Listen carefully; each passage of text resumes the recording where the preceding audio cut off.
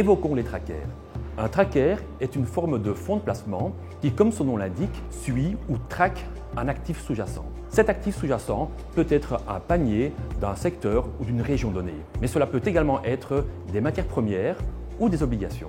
Un tracker va donc suivre servilement l'évolution d'un panier ou d'un indice. Il existe différents types de trackers. La distinction la plus importante est celle entre les trackers physiques et synthétiques. Un tracker physique va effectivement acheter l'actif sous-jacent, alors qu'un tracker synthétique va tenter de simuler l'évolution de l'actif sous-jacent au travers de produits dérivés. Pour ce qui est du traitement fiscal des dividendes, l'origine du tracker est importante. Quant à la taxe boursière, elle peut varier fortement selon que le tracker est enregistré ou non en Belgique.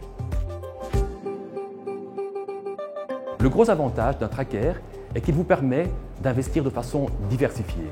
De plus, un tracker vous donne également la possibilité d'investir dans des thèmes ou des régions qui parfois sont inaccessibles pour les investisseurs. Les frais de gestion d'un tracker sont moins élevés que pour un fonds de placement classique. C'est logique car il n'y a pas de gestionnaire d'actifs à rémunérer. Certains trackers seront plus chers que d'autres. Enfin, la négociabilité d'un tracker est également un important atout. En effet, un tracker peut, tout comme une action, être acheté tout au long de la journée. En plus, les trackers sont généralement suffisamment liquides. Et enfin, vous pouvez également, tout comme une action, placer des ordres à l'achat comme à la vente, ce qui n'est pas le cas pour les fonds de placement.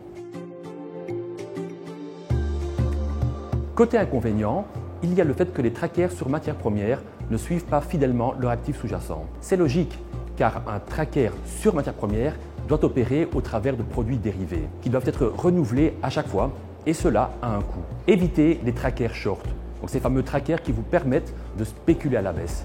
Et n'achetez pas non plus les trackers avec un effet de levier, car plus l'actif sous-jacent est volatile, plus la performance sera mauvaise.